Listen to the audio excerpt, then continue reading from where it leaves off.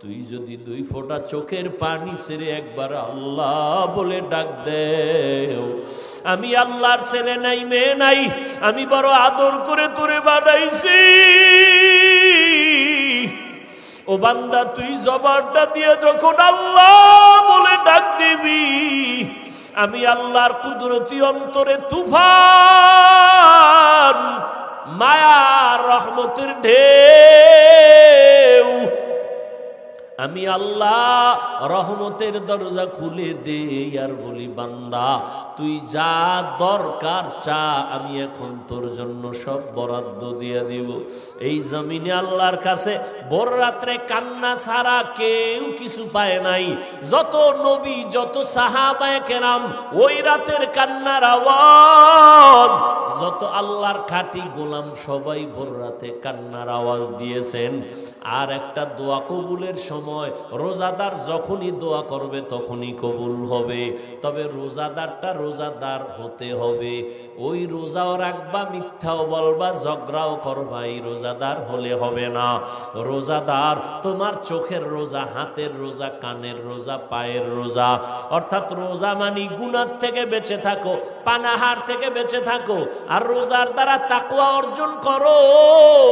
রোজা রাইখা যেমন খানার থেকে বাঁচলা, তাকওয়ার সবক আদায় করো, গুনাহ থেকেও বাঁচো, হাতেরও বাঁচাও, চোখেরও বাঁচাও। এইভাবে করিয়া তুমি যদি দোয়া করো সাথে সাথে কবুল। তবে এর মধ্যে আর একটা স্পেশাল সময় আছে, ইফতারি সামনে নিয়ে মাওলারে দোয়া করো, মাওলার কাছে বলো। ইফতারি সামনে নিয়ে দোয়া করবা, কসম আল্লাহর জায়গায় কবুল। কিন্তু আমাদের কপাল খারাপ, ইফতারির টাইমে এত কাজের আগ্রহ বেড়ে যায়, মহিলারও কাজের মধ্যে ব্যস্ত বানায় দিছে, আবার নিজে যা একটু সহযোগিতা করবে তাও করে না, খালি ভুল ধরে। বেসন কম হয়েছে কেন পেঁয়াজুর মধ্যে, এইবার শরবতে চিনি কম কেন, এই কেন কেন করতে করতে আজানি টের পায় না। আর মসজিদ টসজিদে যদি ইফতারি করে, হ্যাঁ তো আর এক বাজার,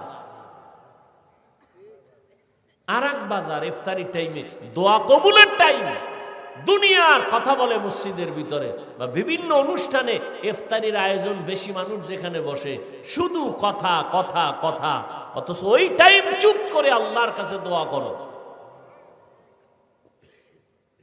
এই বরকতের মাস আর একবার পাবেন, গ্যারান্টি আছে। মায়ার নবী দোয়া করতেন, আল্লাহুম্মা বারিক লানা ফি রজব ওয়া শাবান ওয়া বাল্লিগনা রমাজান। ও যুবক, কয়দিন আর দুনিয়ায় বাহাদুরি করবা? তোমার মতো আমার মতো কত যুবক গত রোজায় ছিল, এই রোজায় নাই। ওগো নবীর উম্মতেরা,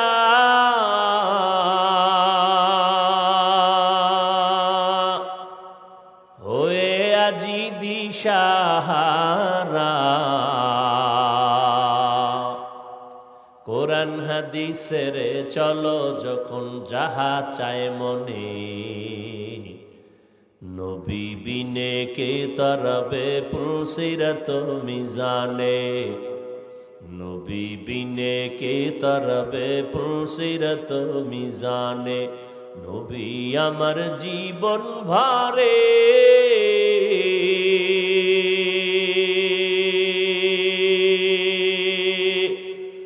দিনের লাগি কষ্ট করে, দান দান শহীদ করিলেন উহুদেরই ময়দানে, নবী বিনে কে তরবে পুলসিরত মিজানে, নবী বিনে কে তরবে পুলসিরত মিজানে। এমন এতিম নবী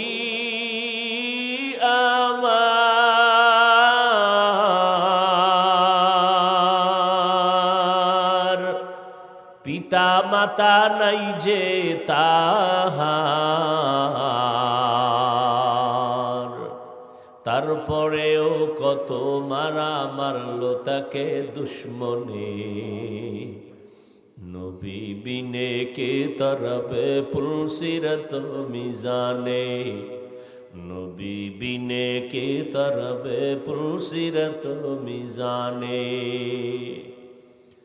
এরে নবীর আশিক, আল্লাহ পাক বলেন, ও পয়গম্বর, আপনার উম্মতের জানায় দেন, যদিও হায়াত কম, তবে হায়াতে বরকত আমি আল্লাহ বাড়ায় দিব।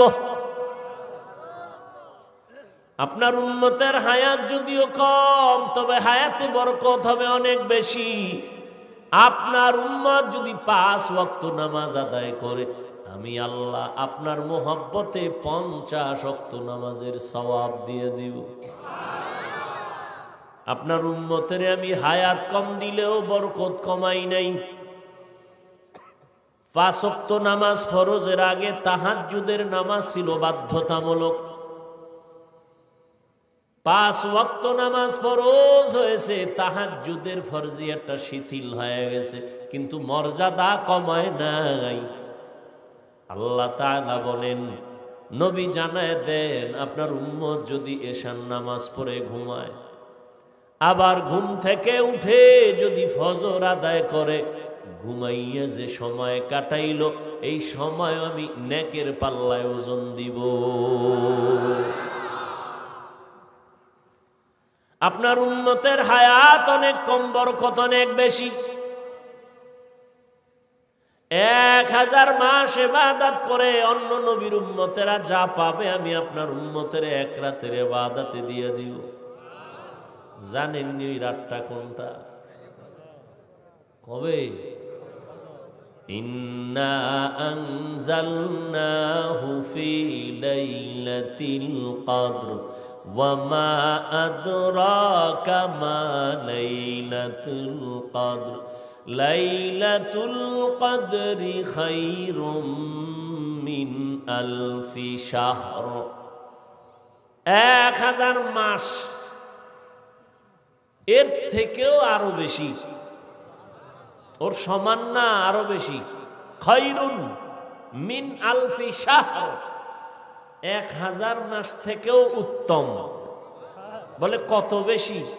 কয় যখন কোরআনের এই আয়াত নাজিল হইছে, তখন সর্বোচ্চ গণনার সীমা ছিল 1000 হাজার।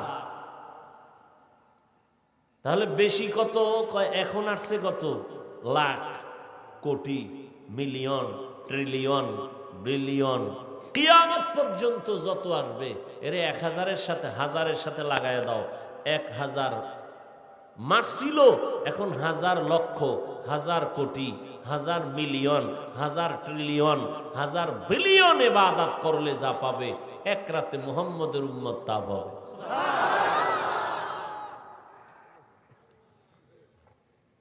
কার বরকতে পাইলাম? কার বরকতে? কিন্তু কপাল খারাপ জাতি ওই নবীরে চিনলা না। কেমন মায়ার নবী আমার,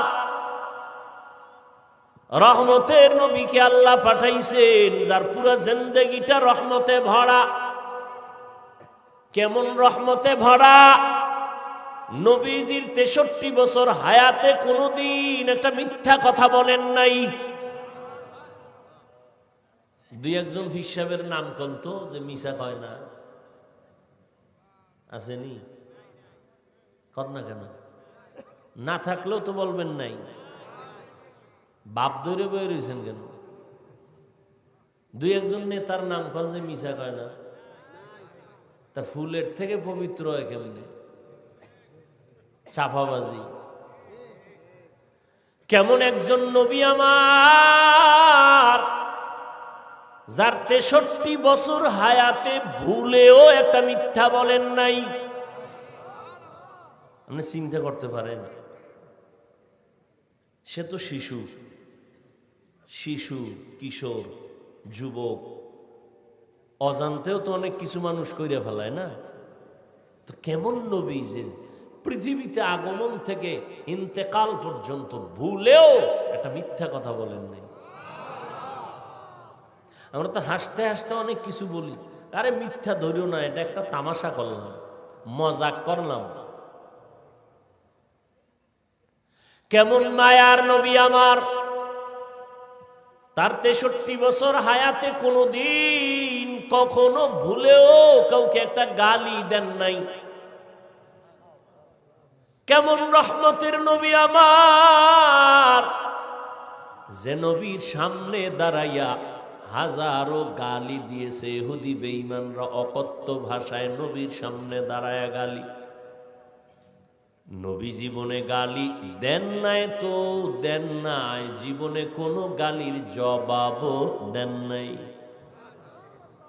গালি না দেওয়াটা বুঝলাম, ঠিক আছে, জবাব না দিয়ে কেমনে পারলেন? যে সামনে দাঁড়ায়া কত বেঈমান নবীকে গালি দিত, সামনে দাঁড়ায়া অকথ্য ভাষায় গালি নবীর সামনে। নবী জীবনে গালি দিবেন দূরের কথা, একটা জবাব দেন না। আরো আশ্চর্য কথা, আমার নবীজির রহমতের নবী 63 বছর হায়াতে কোনোদিন চোখ মোবারক গরম করে কারো দিকে তাকান নাই। চোখ গরম করে কারো দিকে, কেমন মায়ার নবী! সেই নবীর আদর্শের উম্মত আমরা। আল্লাহর কুদরতটা কেমন, যার পুরাটাই রহমত, পুরাটাই সুন্দর, সৃষ্টির শ্রেষ্ঠ আদর্শে ঘেরা, এত পৃথিবীর শ্রেষ্ঠ ব্যক্তিকে এমন এক জায়গায় পাঠাইলেন যেই জায়গার প্রত্যেকটা মানুষের মাথা তালু থেকে পা পর্যন্ত ওয়াল পুরাটাই নাপাক, এতটাই নাপাক, পুরা মানুষগুলো খারাপ, জমিনটাকে বানাইছে খারাপ। ওই ময়দানে ওই চূড়ান্ত একটা খারাপ মানুষের মাঝখানে সৃষ্টির শ্রেষ্ঠ পবিত্র নবীকে আল্লাহ পাঠাইল। আশেপাশে মাফ করুক বুঝাবার জন্য বলি, কোথাও যদি এখানে যাত্রা গান হয় অথবা কোনো পতিতালয় থাকে যেখানে অবাধে জেনা হয়, তো মুসলমান বলল এটাকে ফিরাইতে হবে, তো ছোটখাটো কিছু হুজুর আগে পাঠাইবে। বড় হুজুর বাংলাদেশের যাইব না, আগে বড় হুজুর যাবে না, আগে দেখো ওখানের কি হালাত, ঠিক না? এরপরে বড় হুজুরের কে আইসা খবর দিবে, তারপরে সে একটা পদক্ষেপ নিবে। বড় হুজুর যদি আগে যায় তাহলে অনেক আপনজনেরাও বলবে হুজুর এটা কাম ঠিক করে নাই। আমরা যাইতাম, হুজুর গেলেন কেন এত নিকৃষ্ট জায়গায়? কিন্তু আল্লাহর কুদরত কি, পৃথিবীর ইতিহাসে ওই সময় মক্কার মানুষের মতো চূড়ান্ত চরিত্রহীন লম্পট পৃথিবীতে আর কোথাও ছিল না, মানে খারাপের চূড়ান্ত। সেইখানে আমার নবীরে পাঠাইলেন, এমন এক পবিত্র নবী যার ঘাম থেকে মেশকের ঘ্রাণ, যে নবী কদম যেখানে দেন সেখান থেকে দীর্ঘ বছর শুধু মেশকের ঘ্রাণ আসতে থাকে, যে নবীজির চেহারার দিকে তাকাইলে ক্ষুধার্থ ব্যক্তির ক্ষুধা নিবারণ হয়ে যায়। কোন জায়গায় পাঠাইলেন? চূড়ান্ত মানুষ চরিত্রহীন, অবাধে মেলামেশা করে, কন্যা সন্তান আসলেই তাকে জ্যান্ত দাফন করে আপন বাবা। কতটা খারাপ! পৃথিবীর ওই জায়গায় একটা আল্লাহ ঘর বানাইছেন, শ্রেষ্ঠ একটা ঘর। ইন্না আউওয়ালা বাইতি উযিআ লিন-নাসি লাল্লাযী বিবাক্কাতা মুবারাকাও ওয়া হুদা মুবারাকাও ওয়া হুদাল লিল আলামিন।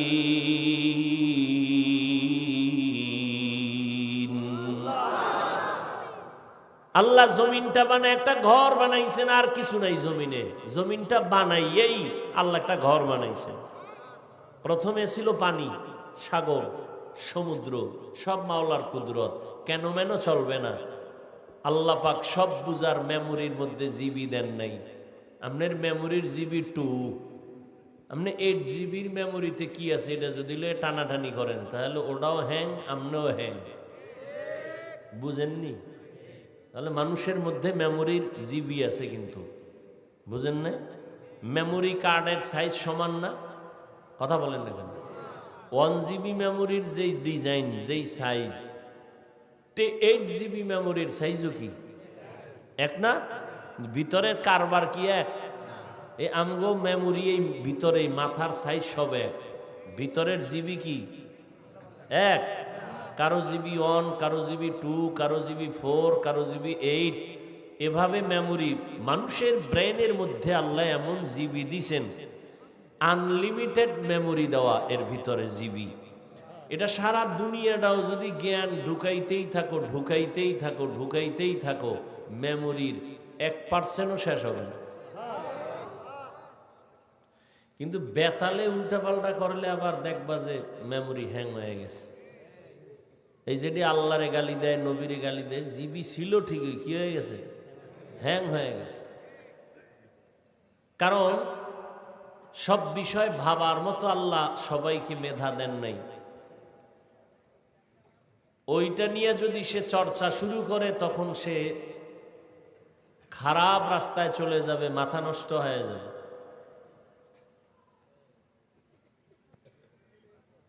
তো দুনিয়ার মধ্যে আল্লাহ প্রথম একটা ঘর বানাইলেন, নাম বাইতুল্লাহ। কোথায় বানাইছেন? মক্কা নগরীতে। কিসের ঘর এটা? ঘুমানোর ঘর, বসবাসের ঘর, ইবাদতের ঘর, হেদায়েতের ঘর। আল্লাহ জমিনটা বানাইয়া প্রথম হেদায়েতের ঘর কেন বানাইছেন? বসবাসের ঘর কেন বানান নাই? কারণ এই জমিনের চিফ গেস্ট হবে মানুষ, এই জমিনের প্রধান মেহমান মানুষ। আর এই মানুষ আল্লাহ পাঠাইবেন ইবাদতের জন্য। এ কারণেই ইবাদতের ঘর আগে বানাইছেন, বসবাসের ঘর বানান নাই। কারণ দুনিয়ার চিফ গেস্ট, প্রধান মেহমান মানুষ। আর দুনিয়ায় প্রধান মেহমান যারা হবেন এরা কি আজীবনের লেগে এক জায়গায় আসেন? কি প্রধান মেহমান কি দীর্ঘ টাইম থাকে? তার কাম শেষ দৌড়, ঠিক না? তাহলে জমিনের প্রধান মেহমান কারা? এই আজীবন থাকা যাবে না। তো কেন আসছে? ইবাদত করবে। দুনিয়াতে মানুষ প্রধান মেহমান, কাম কি? ইবাদত। দুনিয়াতে করো ইবাদত, বসবাসের জন্য তোমার আল্লাহ স্থায়ী ঠিকানা বানায় রাখছেন জান্নাত। কোথায়? আমেরিকায়, ঢাকা গুলশানে। এমন জান্নাত আল্লাহ বানায় রাখছেন যে জান্নাত চোখ কোনোদিন দেখে নাই, কান শুনে নাই, অন্তর কল্পনাও করে নাই। এত সুন্দর জান্নাত আল্লাহ বানায় রাখছেন। আল্লাহর নবী গর্ব করে বলেন, আমি জান্নাতের তালার চাবিটা খোলার আগে অন্য কোন নবী জান্নাতে ঢুকতে পারবে না। আর আমার উম্মতেরা জান্নাতে ঢুকার আগে ভিন্ন কোন নবীর উম্মত জান্নাতে ঢুকার সুযোগ পাবে না। এমন সুন্দর জান্নাত আল্লাহ বানায় রাখছেন। এর নবীর আশিক রহমতের নবী মক্কা নগরীতে আসলেন। ওই মক্কার মানুষ এতটা খারাপ, এই যে একটা ঘর আল্লাহ বানাইলেন বাইতুল্লাহ, এটা কত দামি ঘর! বলে ঢাকা জাতীয় মসজিদ বাইতুল মুকাররম, এটাও কার ঘর? মসজিদগুলো কার ঘর? কেউ যদি দাবি করে এটা আমার ঘর, তাহলে ওই মসজিদে ইবাদত সহি হবে না। আল্লাহর ঘরে বান্দা আল্লাহর ইবাদত করবে, ঠিক নেই? মসজিদ কার ঘর? কি করবে আল্লাহর ঘরে? কার ইবাদত করবে? তেলাওয়াত করা কার ইবাদত? আল্লাহর জিকির করা কার ইবাদত? হ্যাঁ, তো আল্লাহর ঘরে আল্লাহর বান্দারা আল্লাহর জিকির করে, বাধা কেন?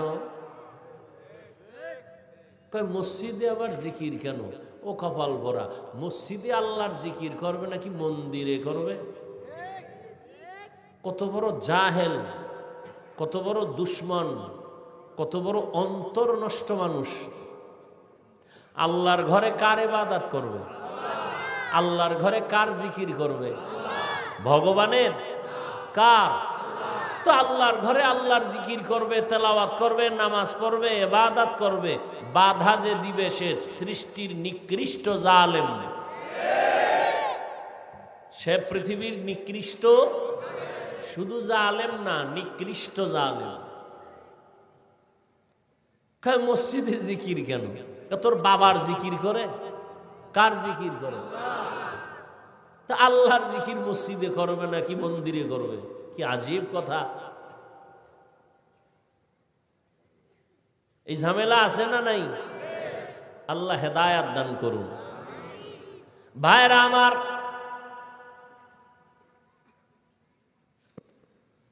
হ্যাঁ, এমন একটা বাইতুল্লাহ, জাতীয় মসজিদ আল্লাহর ঘর, তবে বাইতুল্লাহর সমান নেই।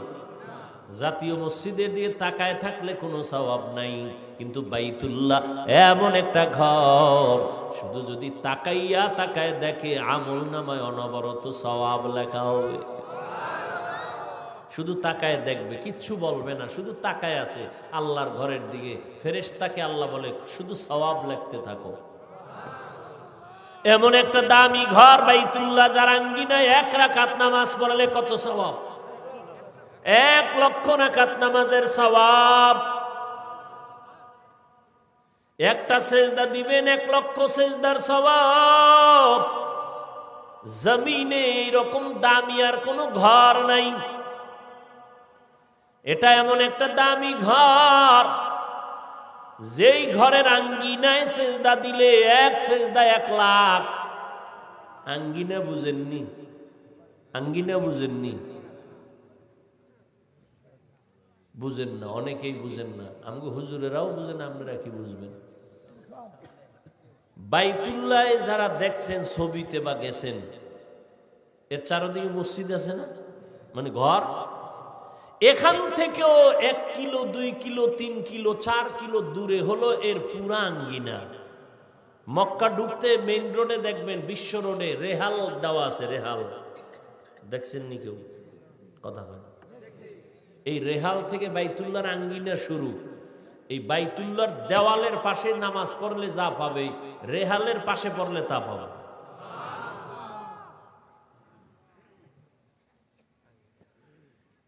আমরা অনেকে মনে করি যে বাইতুল্লাহর এই ভিতরে ঢুকতে পারলে সব। হ্যাঁ, তবে জামাত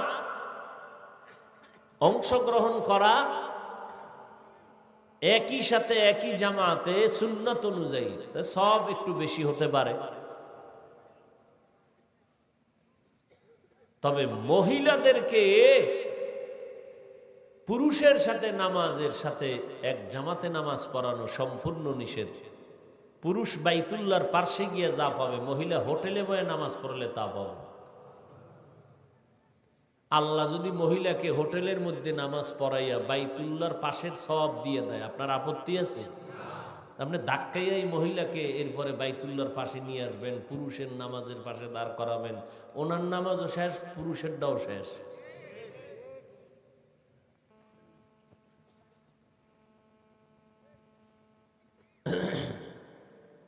এই বাইতুল্লাহ এত দামি, মক্কার চরিত্রহীন মানুষগুলো নারী পুরুষ একত্রিত হয়ে এটার চারপাশে ঘুরে, তাও উলঙ্গ। কতটা খারাপ! আর সেখানে আসছেন কে? রহমাতুল্লিল। মায়ার নবী আসছেন মাত্র 13 বছর। কয় বছর? মাত্র 13 বছরের ব্যবধানে চরিত্রহীন মানুষগুলো এত দামি হয়ে গেছেন। রহমতের নবীর আদর্শের কারণে আল্লাহ জিব্রাইল আমিনকে লিস্টি দিয়া কয়, যাও আমার নবীরে পৌঁছাইয়া দাও। এই লিস্টির মধ্যে যাদের নাম আছে, নবী যেন ঘোষণা দিয়া দেয়, এই লিস্টির মধ্যে যাদের নাম, এরা বিনা হিসাবে জান্নাতি। মাত্র 13 বছরের ব্যবধানে রহমতের নবীর আদর্শে চূড়ান্ত চরিত্রহীন মানুষ স্বর্ণের মানুষ হয়ে গেল। কেমন দামি হয়ে গেল! আল্লাহ এদের জান্নাতের সার্টিফিকেট দিয়া দিলেন জমিনে, এবং কিয়ামত পর্যন্ত আনেওয়ালা মানুষের জন্য তারা আদর্শ। সমস্ত সাহাবায়ে কেরাম জান্নাতি। এবং উম্মতের স্কেল, তোমার ঈমান ভালো না খারাপ, একুরেট না ভেজাল, তোমার স্কেল হলো সাহাবায়ে কেরামের ঈমান। আমিনু কামা আমানান নাস। সাহাবায়ে কেরামের ঈমানের স্কেল দিয়ে তোমার ঈমানকে মাপিও। এজন্য নবী বলেন, আসহাবী কান নুজুম, আমার এক একটা সাহাবী এক একটা আকাশের নক্ষত্রের সমতুল্য। ওই সাহাবায়ে কেরামের আদর্শরে ধরে রাখিও, সাহাবায়ে কেরামের আমলকে ধরে রাখো। সাহাবায়ে কেরাম তারাবির নামাজ 20 রাকাতের আমল করেছেন, ধরে রাখিও। কয় রাকাত?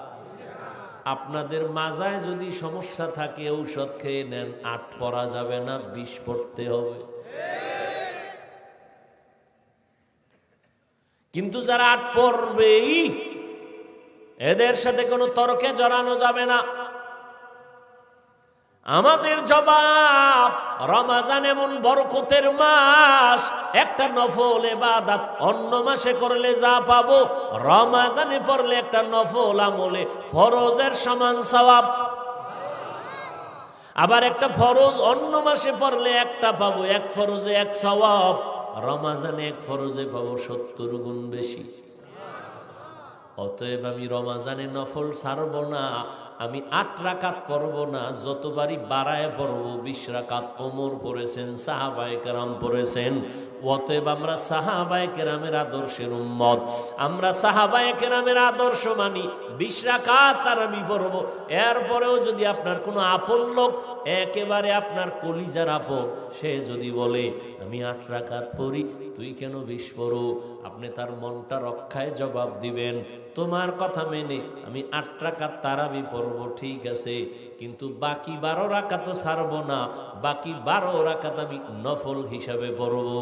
1 নফলে আমি একটা ফরজের সমান সওয়াব পাবো, 1 ফরজে আমি 70 গুণ পেয়ে যাব।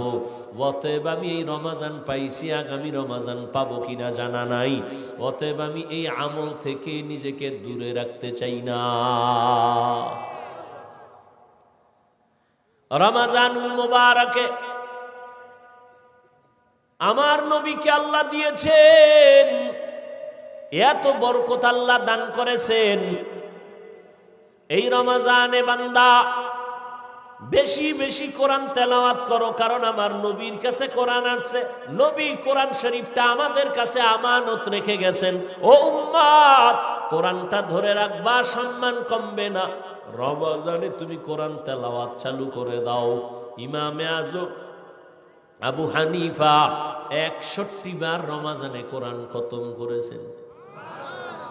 ইমাম শাফিঈ রাহমাতুল্লাহ আলাইহি 60 বার কোরআন খতম করেছেন। এর নবীর আশিক উম্মতের দল রমজানে বেশি বেশি নামাজ, বেশি বেশি তেলাওয়াত, জবানে আল্লাহর জিকির করবেন, দরুদের আমল করবেন। যারা তেলাওয়াত পারেন না, শিখবেন। কোরআন শিখতে 20 দিন লাগে, 20 ঘন্টা।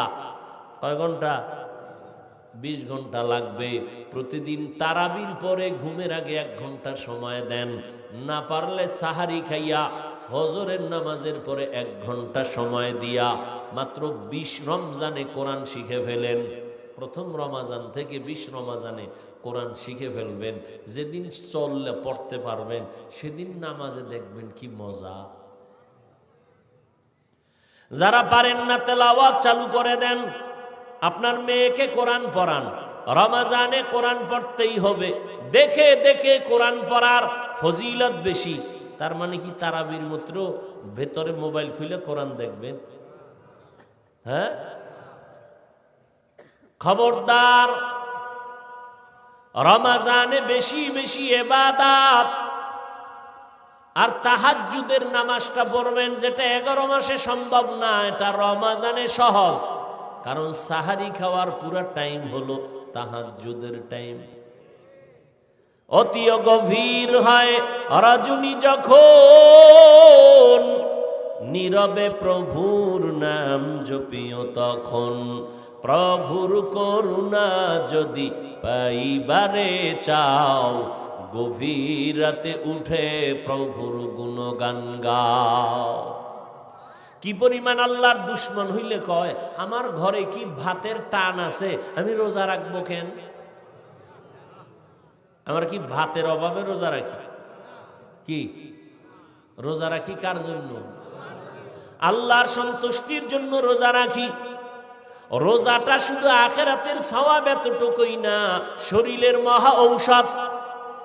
মহা আর কিছু কপাল পরারা রোজারে বানাইছে রোগ, রোজা রাখলেই রোগ বাড়বে। আর আল্লাহর আশেক যারা এরা বানাইছে রোজারে ঔষধ, যেমন রোজাই হলো রোগের ঔষধ। আমি রোজা রাখলেই সুস্থ, আমি রোজা রাখবো আল্লাহ, আমি রোজা একটাও ভাঙবো না, তুমি রোজার বরকতে আমাকে সুস্থ করে দাও। আর নিমক হারামের গোষ্ঠীরা বলবে রোজা রাখলে গ্যাস বাড়বে, রোজা রাখলে অসুস্থতা বাড়বে, পেটে সমস্যা হবে। যে যেমন নিয়ত করে তার ফলাফলও কি এমনই হবে। ও আল্লাহর বান্দারা ভালো করে বুঝেন, রমজানের এই রোজা ছাড়া যাবে না। বালেগ বালেগা, ও পর্দার আড়ালের আম্মা জানেরা, বোনেরা, প্রাপ্ত বয়স্ক যদি বয়সে উপনীত হয়ে থাকেন, রোজা ভাঙ্গা যাবে না। নবী বলেন বিনা কারণে যদি একটা রোজা ভেঙ্গে দাও, সারা জিন্দেগি যদি রোজা রাখো এর বরকত আর পাবা না। একটা রোজার দাম কত? বলে একটা উড়ন্ত জন্মগত একটা কাক, একটা কাক জন্ম লগ্ন থেকে যদি উড়তে থাকে, উড়তে উড়তে উড়তে উড়তে কাকের হায়াত বেশি, কমপক্ষে 1000 বছর। একটা কাকের হায়াত কমপক্ষে 1000। এই 1000 বছর যদি উড়তেই থাকে, উড়তে উড়তে বুড়ো হয়ে গেছে, কত দূর গেছে গিয়া তো কাগজ কলমে হিসাব মিলবে? হ্যাঁ, নবীজি বলেন এক রোজার কারণে একটা কাক জন্ম থেকে 1000 বছর যদি উড়িয়া সামনে যায়, ও কত দূর গেল? এক রোজাদার এক রোজার কারণে জাহান্নাম থেকে তত দূর পিছনে গেল। এরে আল্লাহর বান্দারা, রোজার মধ্যে তাহাজ্জুদের এই সুযোগ হারাবেন না, খবরদার। 2 রাকাত নামাজ পড়বেন সাহারি খাওয়ার আগে বা পরে। পরে তো বাঙালি পারবে না, কারণ আজান দিলেও খায় না। পারলে কয় বিড়ি করে, কয় একটা বিড়ি দে। যারা পানখোর কয় পান্ডা দে। আজান দিছে কি হইছে? এখনো পরিষ্কার হয় না, আকাশ অন্ধকার, জানালা দিয়ে দেখা যায় অন্ধকার, অন্তত পান্ডা তো খাওয়া যায়।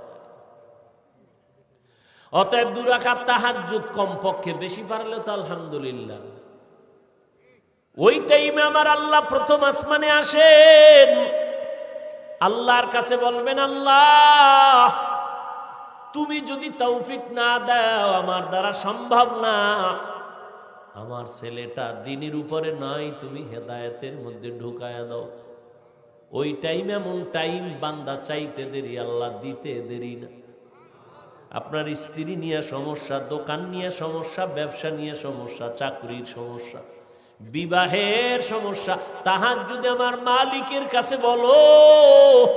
ডাক্তারের রোগের কথা না বললে ঔষধ কেমনে হবে?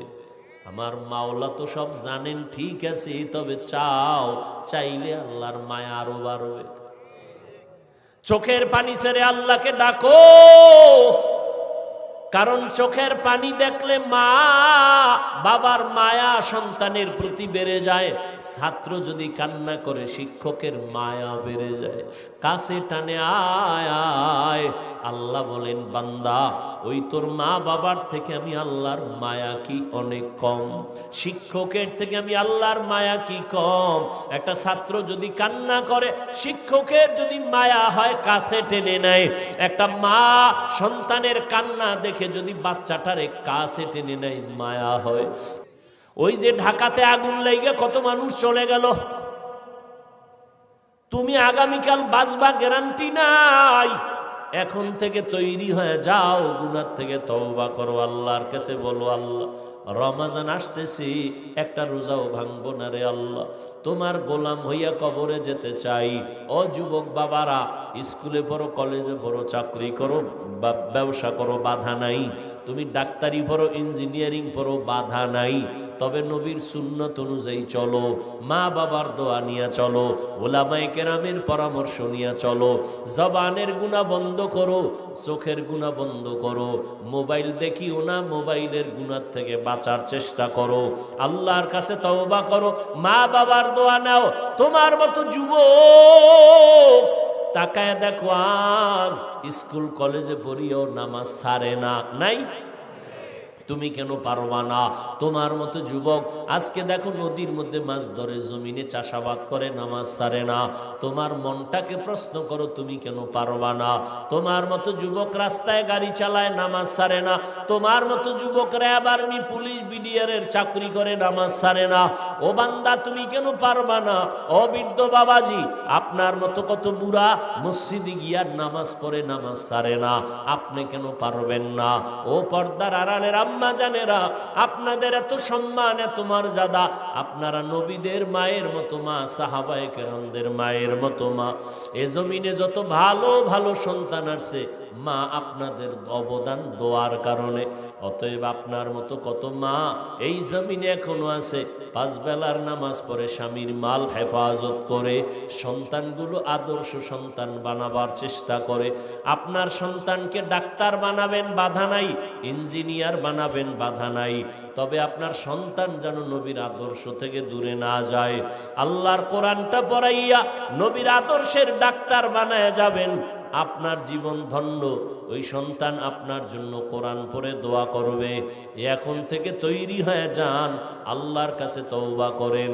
ও যুবক বাবারা, মা বাবার দোয়া নিয়ে সামনে আগাও। মা বাবার দোয়া ছাড়া কোনোদিন সফলতা অর্জন করতে পারবা না। পেছনের গুনার থেকে তওবা করো, মনে মনে আল্লাহকে বলো, হে মালিক, জীবনে যত অন্যায় করেছি আজ তওবা করে ফেললাম, নামাজ ছাড়বো না, বেপরদায় চলবো না, মা বাবাকে কষ্ট দিব না, উলামায়ে কেরামের পরামর্শ নিয়ে নবীর তরিকায় চলবো। তওবা করার যদি অন্তর তৈরি হয়, মুনাফিকি যদি না থাকে, খাঁটি তওবার নিয়তে দুটো হাত আল্লাহকে দেখায় দেই। আয় আল্লাহ, হাতগুলো কবুল করে নেন, তওবা কবুল করে নেন। তওবার উপরে মজবুত হইয়া চলার তৌফিক দান করেন, আমিন। আলহামদুলিল্লাহি রাব্বিল আলামিন, والصلاة والسلام على سيد الأنبياء والمرسلين وعلى آله وأصحابه أجمعين. يا أرحم الراحمين، يا أرحم الراحمين، يا أرحم الراحمين، رب ارحمهما كما ربياني صغيرا. আয় আল্লাহ, আজকের মাহফিল কবুল করে নেন। আয়োজনকারী সহজ